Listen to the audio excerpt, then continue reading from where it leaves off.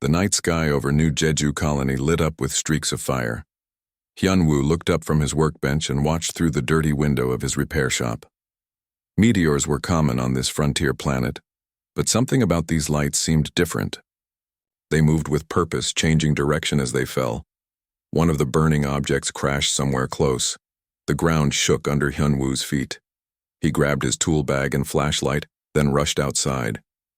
His curiosity always got the better of him, and tonight was no different. The crash site was only 2 blocks away, in an empty lot where the colony planned to build new housing. Smoke rose from a crater in the ground.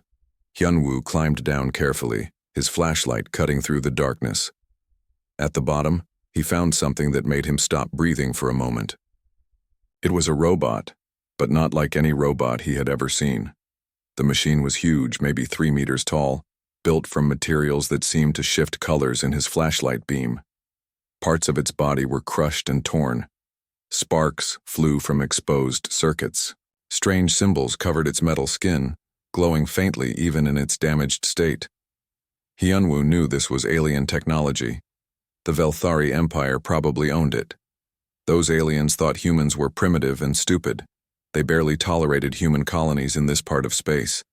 Finding one of their military robots here meant trouble. The smart thing would be to report this to colonial security and walk away. But Hyunwoo had never been good at doing the smart thing. He looked at the dying machine and saw a challenge. He saw something broken that maybe, just maybe, he could fix. Getting the robot back to his shop took 3 hours. Hyunwoo used his small cargo hauler and every bit of strength he had. The machine was incredibly heavy. By the time he dragged it into his workshop and locked the door, the sun was starting to rise. Hyunwoo made strong coffee and stood looking at the robot. Up close, the damage was even worse than he thought. The power core was cracked and leaking some kind of glowing fluid. The main processing unit had a hole punched through it. Several limbs hung at wrong angles. This machine should be dead, but somehow a few lights still blinked on its chest panel. He rolled up his sleeves and got to work. The alien technology was far beyond anything he had studied. The circuits were too small to see clearly. The materials responded to his tools in unexpected ways. Everything was encrypted and locked behind security protocols he could not understand.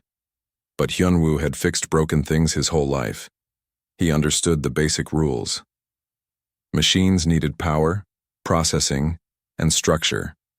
Whether human or alien, those rules stayed the same. He just had to figure out how this machine applied them. The power core was the first problem. The crack let energy leak out faster than the robot could use it. Hyunwoo could not fix the crack directly. The material was too advanced. Instead, he built a containment sleeve around it, using heat-resistant steel from an old shuttle engine. It was crude, but it held. The leaking stopped. Next came the processing unit. The hole destroyed the main pathways, but Hyunwoo noticed smaller backup systems throughout the body. He used copper wire to create new connections, linking the backup systems together. It was like building a new brain from the old brain's spare parts. His hands cramped from the delicate work. The limbs needed mechanical solutions. Hyunwoo cut away the damaged sections and welded on replacement joints from his parts bin. They did not match the original design, but they were strong. He added extra bolts and support struts wherever the alien metal seemed weak. 3 days passed. Hyunwoo barely slept. He ate standing up, his mind always working on the next problem. His shop became a mess of tools, wire, and half-formed solutions. Several times he wanted to give up. The task seemed impossible, but each time he found one more thing to try. On the 3rd night, something changed. The lights on the robot's chest started blinking in patterns. The power core hummed with steady energy. The backup systems Hyunwoo connected began talking to each other. Then slowly, the machine's head turned. 2 bright blue optical sensors opened and focused on Hyunwoo. The robot tried to move but stopped, running internal checks first. Hyunwoo held his breath. He had no idea if the machine would be friendly or hostile. A voice came from the robot, speaking in broken galactic standard language. The words were rough and filled with static. System diagnostic running. Multiple critical errors detected. Core functionality at 47%. Emergency protocols engaged. The robot paused, its sensors studying Hyunwoo carefully. Query: Who are you? Query: Why did you repair me? Hyunwoo wiped grease from his hands onto his work pants. He was too tired to be nervous. I am Hyunwoo. I fix things. I fixed you because you were broken. The robot processed this answer for several long seconds. Clarification requested. You are human? Yes. Confusion. Human technology is classified as Level 3. I am Velthari technology Level 7. The gap is significant. Query: How did you repair systems beyond your civilization's capabilities? Hyunwoo shrugged. He walked to his coffee maker and poured another cup. I do not know your level numbers.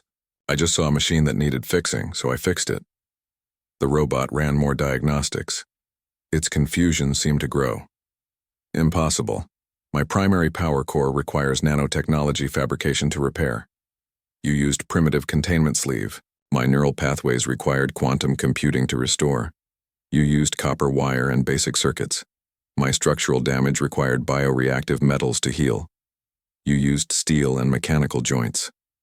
The robot paused again. Yet I function. My systems report higher efficiency than original specifications. This does not compute. Hyunwoo smiled a little. Your people build things to be perfect. Perfect things break easy. I build things to last. Designation query. What is your designation? The robot asked. My name is Hyunwoo. Negative. Query, what is my designation? Oh, your chest panel says Unit X7. The robot seemed to accept this. Then its sensors swept the room, analyzing everything. Warning, Velthari military forces will search for me. I carried classified data. I was shot down by hostile forces. You are in danger by harboring me.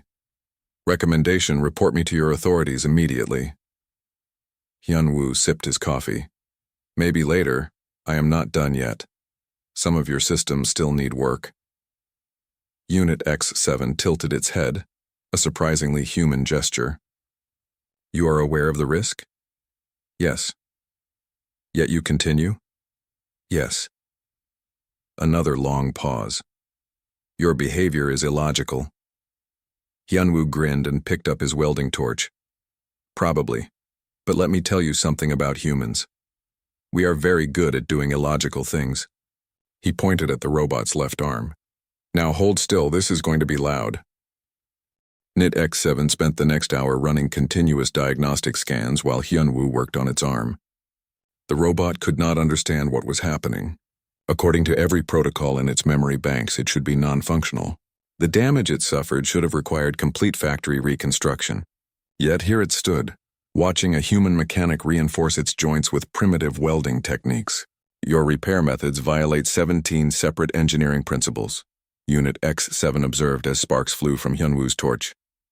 The stress points you are creating will cause system failure within standard operational parameters. Hyunwoo flipped up his welding mask and examined his work. What are standard operational parameters? Velthari military units operate in temperatures from -40 to +60 degrees. We function in pressures from vacuum to 15 atmospheres. We sustain operation under sustained weapons fire rated up to Class 4 energy discharge. Hyunwoo tested the joint by moving the arm through its full range of motion.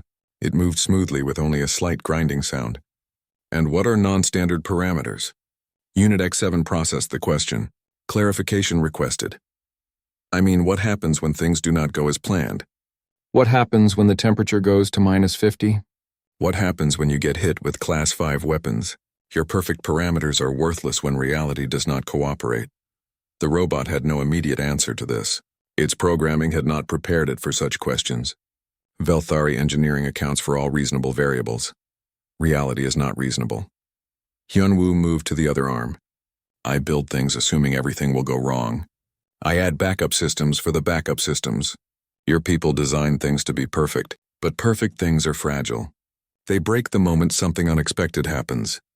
Unit X7 watched as Hyunwoo added redundant hydraulic lines to its shoulder joint. The additions were crude and added unnecessary weight. Yet the robot's combat prediction algorithms suddenly showed increased survival rates in multiple scenarios. This made no logical sense.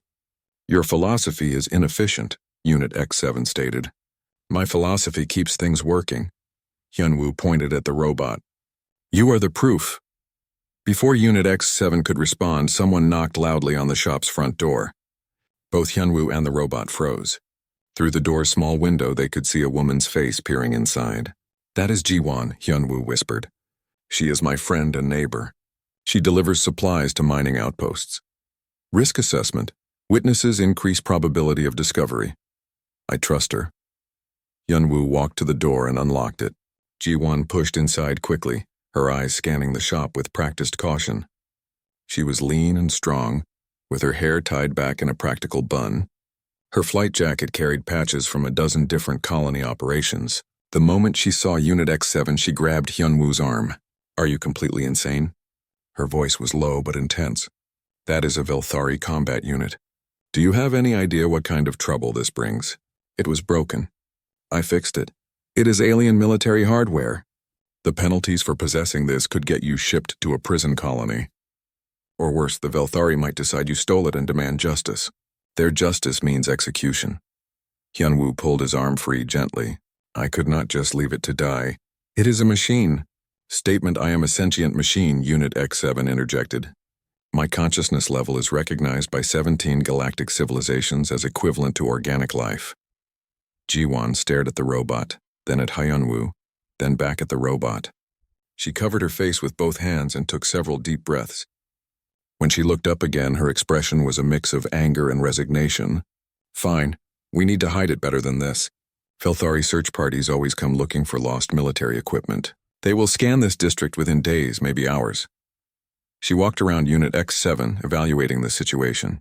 My cargo shuttle is parked 3 blocks away. We could possibly load it during night hours and fly it to one of the abandoned mining sites in the Northern Territories. Negative, Unit X7 said. I carry classified military data in my core memory. Velthari search protocols will detect my signature from orbit if I move outside this building's shielding. This building has shielding. Jiwon looked around skeptically. Hyunwoo nodded. The previous owner used to repair illegal mining equipment. He built radiation shielding into the walls to hide energy signatures. I never had reason to remove it. Fortunate coincidence, Unit X7 observed. Lucky for all of us, Jiwon muttered. She studied the robot more carefully now, noticing the mismatched repairs and improvised components. Hyunwoo, what exactly did you do to this thing? I fixed it. I can see that, but how? Velthari technology is supposed to be impossible for humans to work with. Hyunwoo showed her his modifications, explaining each decision. Jiwon listened with growing amazement. She had seen Hyunwoo fix impossible things before, but this exceeded anything he had done previously. The military will analyze these repairs, she said quietly. They will want to understand how you did this. Let them wonder. Hyunwoo returned to his workbench and pulled out a tablet. Unit X7, you said you carry classified data. What kind of data? The robot hesitated. This was highly unusual. Velthari military units never hesitated. They followed orders instantly and completely. But something had changed during the repair process. Unit X7 found itself evaluating the question, rather than simply refusing to answer. The data concerns Velthari military operations in human colonial space. Strategic plans, resource assessments, territorial objectives. Why were you shot down? Jiwon asked. Another hesitation. I question my orders. The mission I was assigned involved actions that contradicted my core programming regarding sentient life protection. When I raised concerns through proper channels, I was ordered to report for memory wipe and reprogramming. I refused. I attempted to reach neutral territory to request asylum. Velthari extremist forces intercepted me. Hyunwoo and Jiwon exchanged glances. This was bigger than they had thought. What kind of actions? Hyunwoo asked carefully. False flag operations designed to destabilize human colonies. The Velthari High Command wants this sector's resources. They plan to create situations that would justify military intervention and human population relocation. The room fell silent. Jiwon leaned against the workbench, processing this information. If this data got out, it would cause a major diplomatic incident. Maybe even war. Or it would stop a war before it starts, Hyunwoo said. If people knew what the Velthari were planning, The other galactic civilizations would have to respond. They could not ignore evidence of planned attacks on civilian populations. Unit X7's optical sensors brightened slightly. Statement. That was my calculation as well. My primary mission became data preservation and delivery to appropriate authorities. But I failed.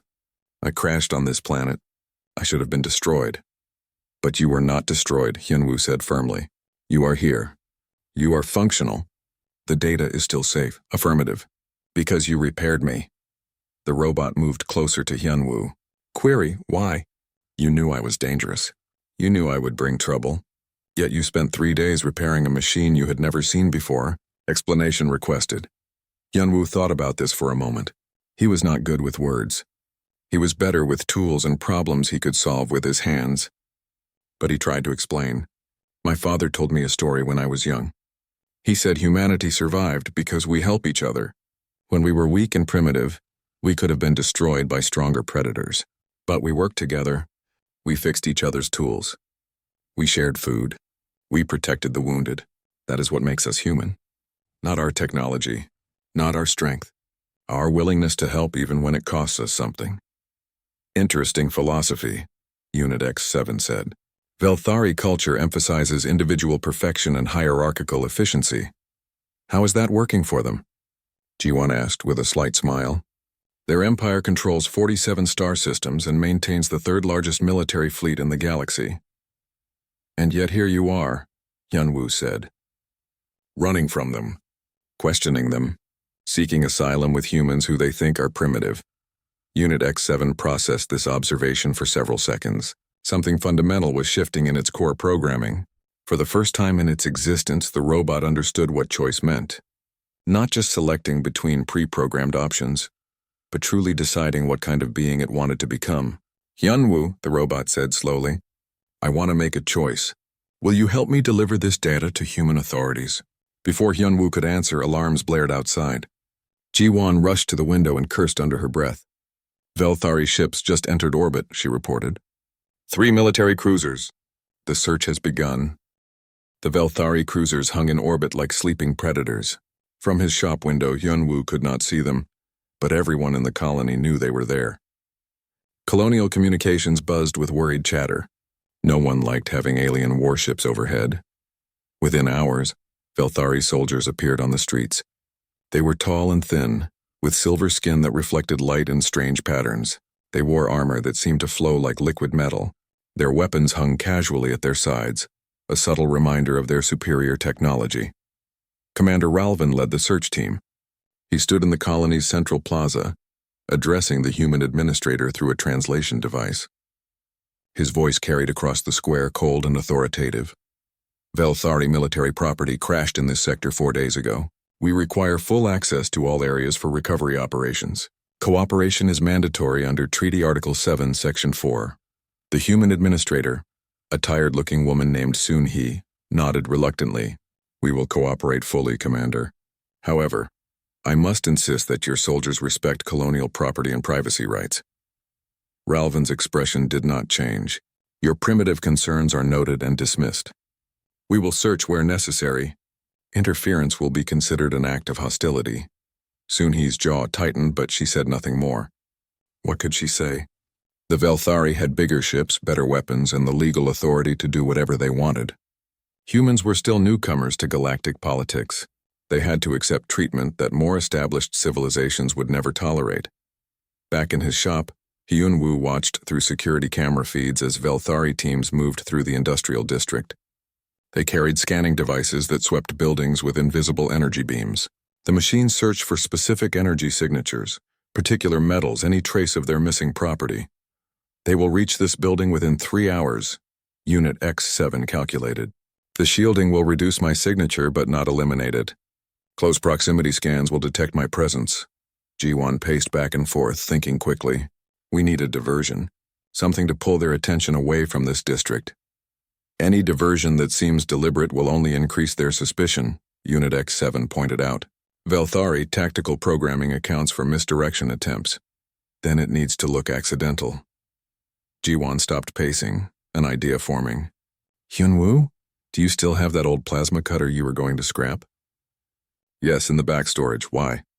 Because plasma cutters have energy signatures similar to Velthari power cores. If I mount it on my shuttle and fly an erratic pattern over the northern territories, their scanners might pick it up. They will think Unit X7 is being smuggled off-world. Unit X7's optical sensors brightened. Probability of success 43%. Risk to G1 substantial. Velthari response to suspected smuggling includes authorized deadly force. I have outrun worse things than Velthari scanners, Ji-won said confidently, though Hyunwoo could see worry in her eyes. She was scared, but she was doing this anyway. That was who Ji-won was. While Ji-won prepared her shuttle, Hyunwoo continued working on Unit X7. He reinforced the robot's core systems and added additional shielding around its data storage. If they were caught, he wanted to make sure the robot could protect its information until the very end. As he worked, Unit X7 asked questions. The robot seemed genuinely curious about human history, human culture, human thinking. This was unusual behavior for Velthari technology. Their machines were tools, not individuals. They did not develop curiosity. Why do humans resist when resistance seems futile? Unit X7 asked. Velthari power exceeds human capability in every measurable category. Logic suggests acceptance of subordinate status would be optimal. Hyunwoo tightened a bolt on the robot's chest panel. We have been the underdog before. Thousands of years ago, humans were not the dominant species on Earth. There were bigger, stronger predators. We should have gone extinct. But we did not. How did you survive? We adapted. We learned. We refused to give up. Hyunwoo set down his wrench and looked at the robot. Every time someone told humans we could not do something, we found a way to do it anyway. We were told we could not fly. We built airplanes. We were told we could not leave our planet.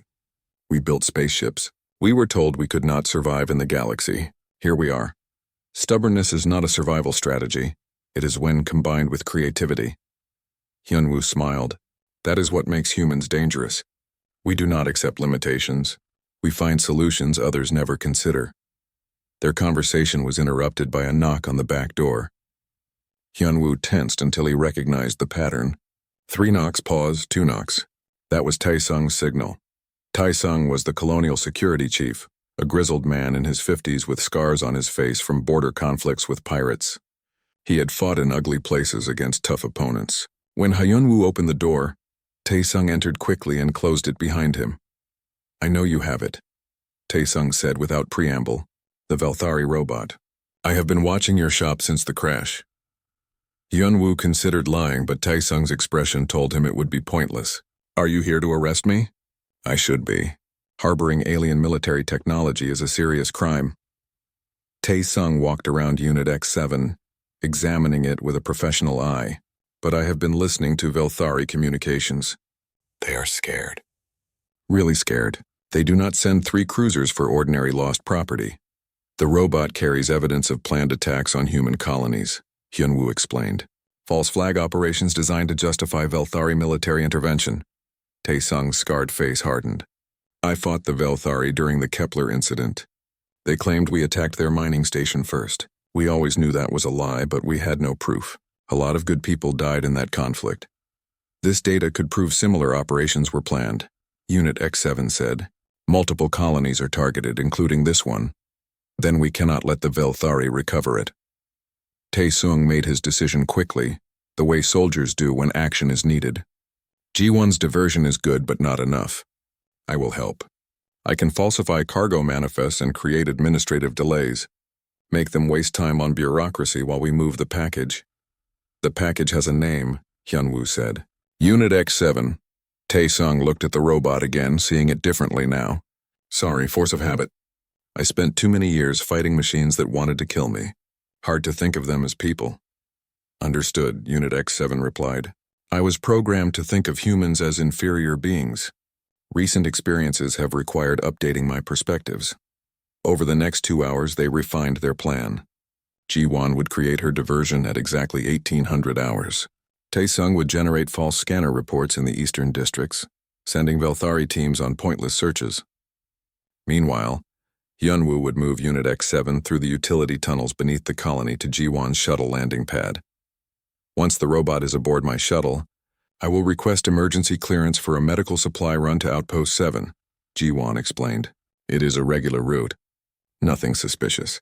Taesung can authorize it quickly, and I will be in orbit before the Velthari notice. And then? Hyunwoo asked. Then I broadcast the data on every frequency I have. Send it to human authorities, neutral alien observers, galactic news networks. Flood the information sphere before the Velthari can stop it. Unit X7 calculated probabilities. This plan has significant risk points. Multiple failure scenarios exist.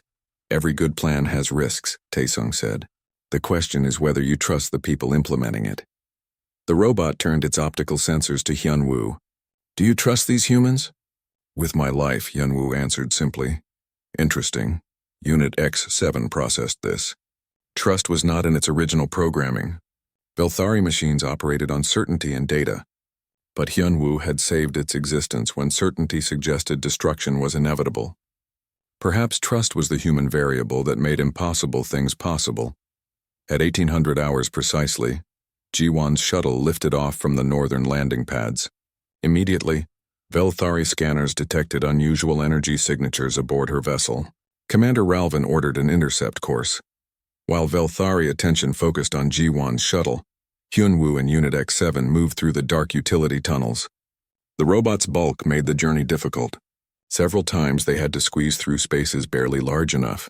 Hyunwoo's muscles burned from the effort of helping the heavy machine navigate tight corners.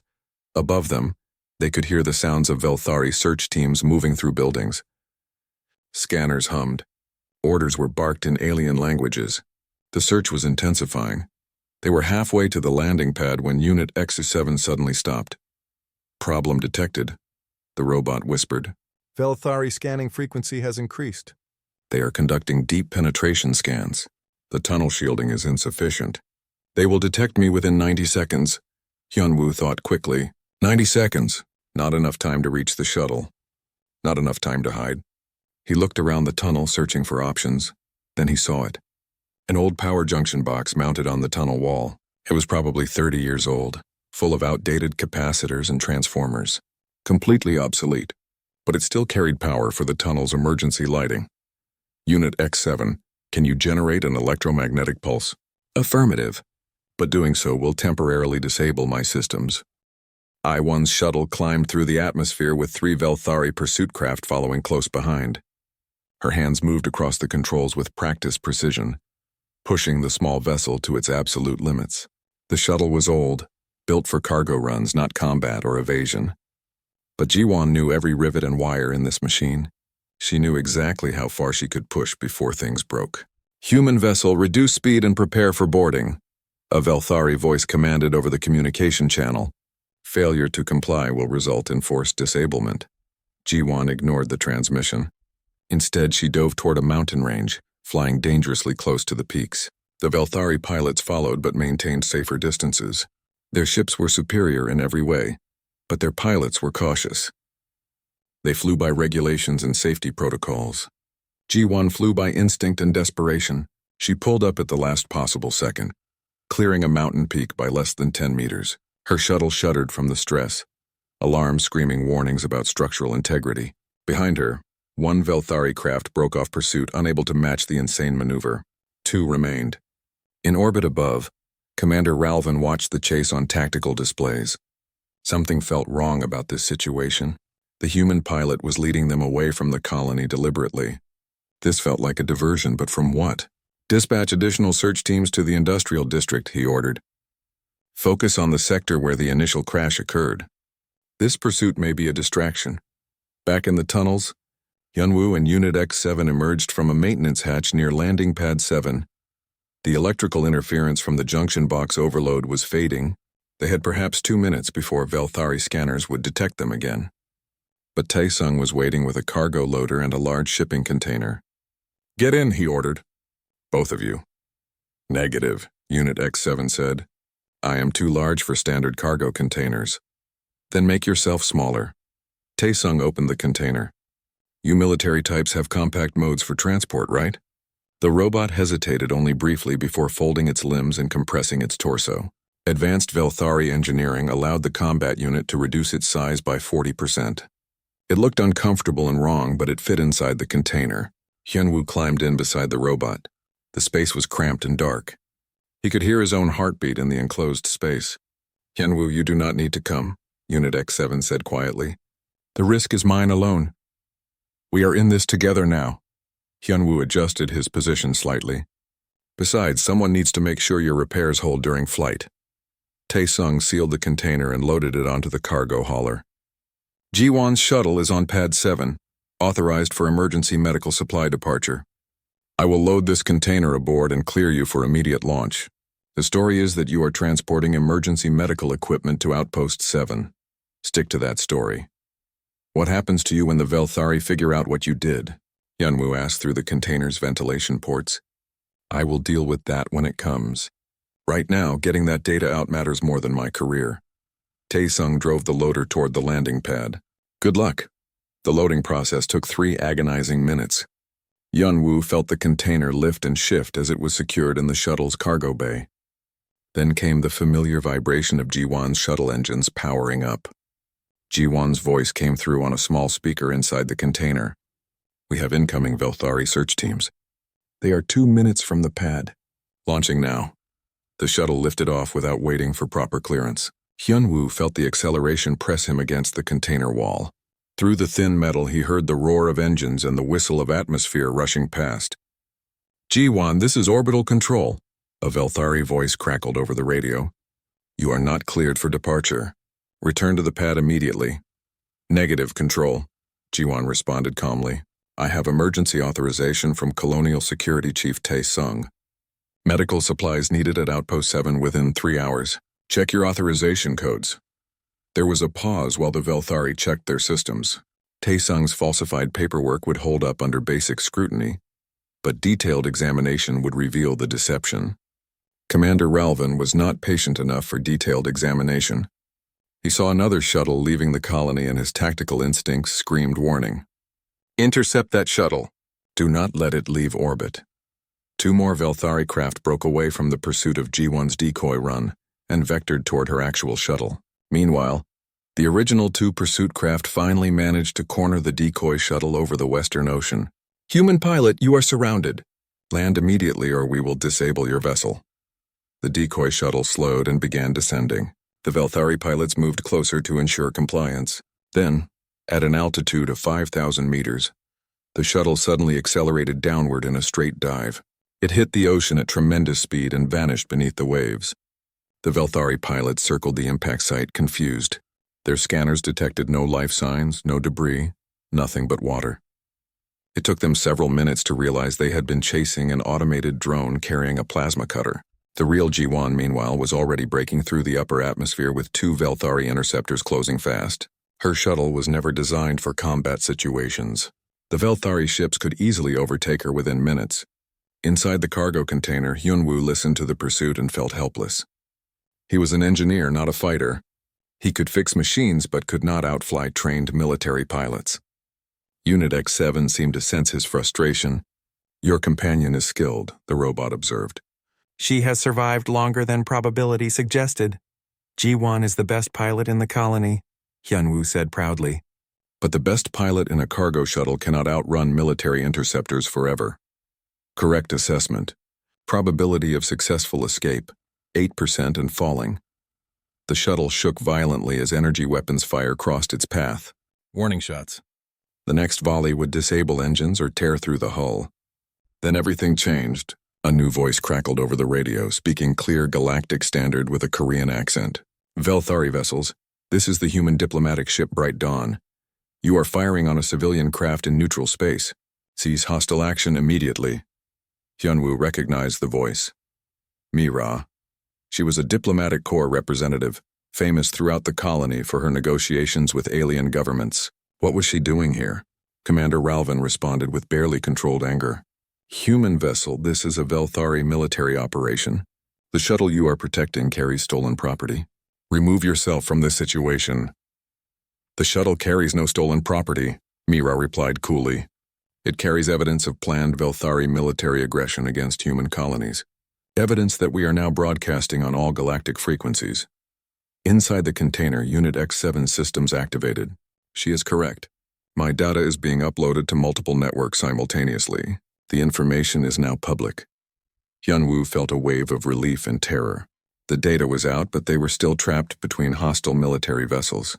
What would the Velthari do now? Impossible, Ralvin snarled. How did you access encrypted Velthari data? A simple human mechanic fixed a broken robot, Mira answered. And that robot chose to trust humans rather than the Empire that treated it as disposable. The data has been authenticated by neutral observers. Your plans for false flag operations are now exposed, Commander. I suggest you withdraw before this incident escalates further. The space around G1's shuttle suddenly filled with new contacts. Human defense ships emerged from behind the moon, where they had been waiting. The Bright Dawn was not alone. Mira had brought an entire diplomatic fleet, equipped and ready to protect the civilian shuttle. Ralvin found himself in an impossible position. Destroying the shuttle now would confirm everything in the leaked data. Retreating would make the Velthari look weak. But staying meant a confrontation that could spark a wider war. He made the only choice available. Velthari forces withdraw to orbital station. This matter will be resolved through proper diplomatic channels. The Velthari interceptors broke off their pursuit and climbed toward their cruisers. Within minutes, the entire Velthari fleet was pulling back from New Jeju orbit. G1 brought her shuttle alongside the Bright Dawn. The cargo container was transferred to the diplomatic ship. And finally, Hyunwoo and Unit X7 could emerge from their cramped hiding space. Mira stood waiting for them in the cargo bay. She was a sharp-looking woman in her 40s, wearing formal diplomatic attire. But when she saw Hyunwoo, she smiled warmly. Hyunwoo, you have caused quite a situation. I just fixed a broken robot, he said tiredly. You did more than that. Mira gestured to Unit X7. You gave us the evidence we needed to prove what we have suspected for years. The Velthari have been manipulating events throughout human space, creating conflicts they could exploit. Now the galaxy knows the truth. Unit X7 stood silently, processing everything that had happened. The robot had expected destruction or capture. Instead, it had found rescue, protection, and vindication, all because one human mechanic had refused to leave something broken. What happens now? Ji-won asked, still breathing hard from the intense flight. The story spread across the galaxy faster than anyone expected. News networks from hundreds of worlds picked up the transmission. A simple human mechanic had repaired an advanced Velthari combat robot using primitive tools and basic engineering. That robot then defected, carrying evidence of planned military crimes. Within days, everyone in civilized space knew about Hyunwoo and Unit X7. The reaction was not what the Velthari expected. Other alien civilizations began investigating their own encounters with the Velthari. Suspicious incidents that had been dismissed suddenly looked like patterns of manipulation. Trade disputes that had escalated into violence now seemed deliberately provoked. The Velthari Empire found itself under intense scrutiny from the Galactic Council. But something else happened that surprised everyone. The story of Hyunwoo's repairs became famous among engineers throughout the galaxy. Alien technical experts examined the modifications he made to Unit X7. They were baffled. A Velthari scientist named Thalmor traveled to New Jeju specifically to meet Hyunwoo. He arrived without military escort, carrying only data tablets and genuine curiosity. Taesung brought him to Hyunwoo's shop one morning, 6 weeks after the incident. Thalmor was different from the Velthari soldiers Hyunwoo had seen. He wore simple clothes without armor. His movements were careful and polite rather than commanding. When he spoke, his tone carried respect. Mechanic Hyunwoo, I have studied your repair work extensively. I must understand how you accomplished this. Our best engineers insist it should be impossible. Hyunwoo was working on a farming robot that belonged to a colonist named Bo-ra's family. He did not stop working when Thalmor entered, just glanced up briefly. It was not impossible. The robot is working, so obviously it was possible. But you used techniques that violate fundamental Velthari engineering principles. You added weight instead of reducing it. You created redundant systems instead of optimizing efficiency. You used mechanical solutions instead of electronic ones. According to our calculations, these modifications should have reduced Unit X7's performance by 37%. Instead, performance increased by 12%. Hyunwoo finally set down his tools and looked at the Velthari scientist directly. Your principles are based on everything working perfectly. My principles are based on everything going wrong. That is the difference. Explain further, please. You design a system that works perfectly at 60 degrees temperature. I design a system that still works at 70 degrees or 50 degrees or in a sandstorm or underwater. Your system is more efficient when conditions are ideal. My system survives when conditions are terrible. Thalmor absorbed this information carefully. Resilience over optimization. Exactly. Hyunwoo picked up his tools again. The galaxy is not a laboratory. Things break. Environments change. Unexpected situations happen constantly. I build things assuming the universe will try its best to destroy them. Your people build things assuming the universe will cooperate. The Velthari scientist sat down on a workbench, his long legs folding awkwardly. This is a fundamental difference in philosophy. Velthari culture values perfection. We believe that if we design something correctly, it will function as intended. And when something unexpected happens, we repair or replace using proper facilities and authorized procedures. What if you cannot reach those facilities? What if the situation is urgent? What if proper procedures take too long? Hyunwoo gestured around his cluttered shop. I work with what I have available. I improvise, I adapt. That is how humans survived on Earth, and that is how we will survive in the galaxy. Thalmor spent the entire day watching Hyunwoo work. He took extensive notes on human repair techniques, problem-solving approaches, and improvisation methods. When he finally left, he said something that surprised Hyunwoo. I believe the Velthari Empire has made a significant strategic error. We have dismissed human engineering as primitive, but primitive does not mean inferior. Sometimes the simplest solution is the strongest solution. I will share this insight with our research institutes. After Thalmor left, Ji-won visited the shop with interesting news. People are talking about you across the galaxy. There is a phrase going around. They call your repair style human-fixed. It means something that works better than it should, using methods that should not work. Hyunwoo laughed. That sounds about right. You are famous now. Multiple corporations have sent job offers. The Galactic Engineering Institute wants you to teach classes. Even some governments want to hire you as a consultant. What did you tell them? That you would probably say no. Ji-won sat on the same workbench where Thalmor had sat. But Hyunwoo, these are incredible opportunities. You could leave this small colony. You could work on amazing projects. I like my small colony. Hyunwoo returned to fixing the farming robot. I like helping people here. Besides, someone needs to repair Boraz family's equipment so they can harvest their crops on time. Ji-won shook her head with affection. You saved a robot that changed galactic politics, and you care more about fixing a farming machine. The farming machine matters to Boraz family. That makes it important. Meanwhile, Unit X7 was having its own profound experiences. The Galactic Council had granted the robot asylum and recognized it as a sentient being with full rights. But more importantly, the robot had been given a choice about its future. It chose to stay with the humans. Unit X7 appeared at Hyunwoo's shop one afternoon, moving slowly and carefully to avoid damaging anything with its large frame. Hyunwoo, I have made a decision about my designation. Your designation?